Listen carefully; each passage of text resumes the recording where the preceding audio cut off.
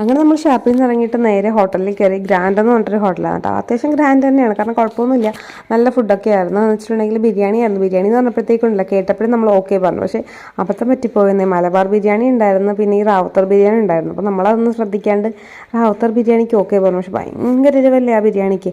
അമ്മയും അമ്മച്ചിയൊക്കെ സദ്യ കഴിച്ചത്, കാരണം അമ്മയ്ക്ക് നോൻപാണ്. അമ്മച്ചിക്ക് പിന്നെ ഓൾറെഡി ബിരിയാണി ഒന്നും വേണ്ടായിരുന്നു, ചോറ് മതി എന്ന് പറഞ്ഞേ. അപ്പോൾ മീനൊന്നും അവർ വാങ്ങിയില്ല, കാരണം നോൻപായതുകൊണ്ട് അമ്മയുടെ കൂടെ അമ്മച്ചി കമ്പനി കൊടുത്തു എന്ന് തോന്നുന്നു.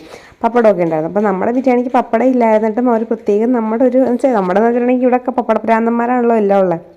പ്രത്യേകിച്ച് കാണാൻ അമ്മയുടെ ഇലയിൽ പപ്പടം വെച്ചപ്പോഴേ അവനത് റാഞ്ചി കൊണ്ടുപോയി. അങ്ങനത്തെ ടീമുകളായതുകൊണ്ട് പിന്നെ പ്രത്യേകം പപ്പടമൊക്കെ കൊണ്ടുവന്ന് കൊടുത്ത്.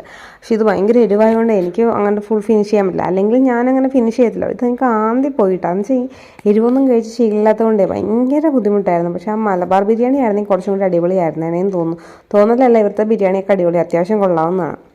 അപ്പോൾ ഇതൊക്കെ കഴിച്ച് നേരെ ഇറങ്ങുന്ന കേട്ടോ ഈ കാണണേ. കഴിച്ചിറങ്ങി കഴിഞ്ഞപ്പോഴത്തേക്ക് നേർക്ക് ഇങ്ങനെ വന്ന വഴിക്ക് നമ്മൾ സാധാരണ ഒരു പ്രാവശ്യം മീൻ വാങ്ങിയിട്ടുണ്ട്. ഇങ്ങനെ വഴിയോരത്ത് ഇങ്ങനെ മീനൊക്കെ വിൽക്കില്ലേ, നമുക്കതൊക്കെ ഭയങ്കര രസമാണ്. അപ്പം ഇതിപ്പോൾ തക്കാളി കേട്ടോ വാങ്ങണം. തക്കാളി എന്ന് പറഞ്ഞിട്ടുണ്ടെങ്കിൽ 10 കിലോ 100 രൂപ, അതായത് 1 കിലോയ്ക്ക് 10 രൂപ വെച്ചിട്ട്.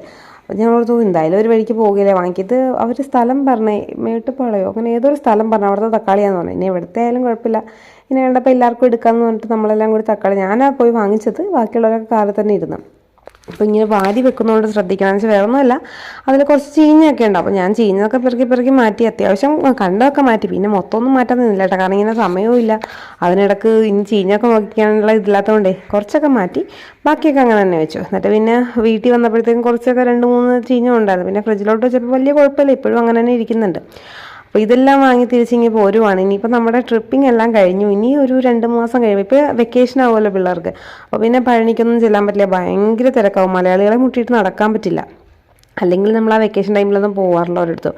ഇപ്പോൾ ഈ വർക്കിംഗ് ഡേ നോക്കി പോകുമ്പോഴത്തേക്കും വലിയ തിരക്കില്ലാണ്ട് കഴിയുമല്ലോ. അങ്ങനെ ഞങ്ങൾ തക്കാളിയെല്ലാം വാങ്ങി തിരിച്ച് വീട്ടിലോട്ട് പോകുന്നതാണ് ഈ കാണുന്നത്.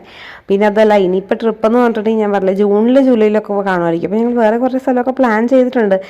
പഴനി വിട്ടിട്ട് നമുക്കൊരു കളിയില്ല കേട്ടോ. പഴനിയിൽ പോയിട്ട് നമുക്ക് സമാധാനമേ ഉള്ളൂ. അപ്പം നെക്സ്റ്റ് വീഡിയോ വരെ കാണാം. Bye bye.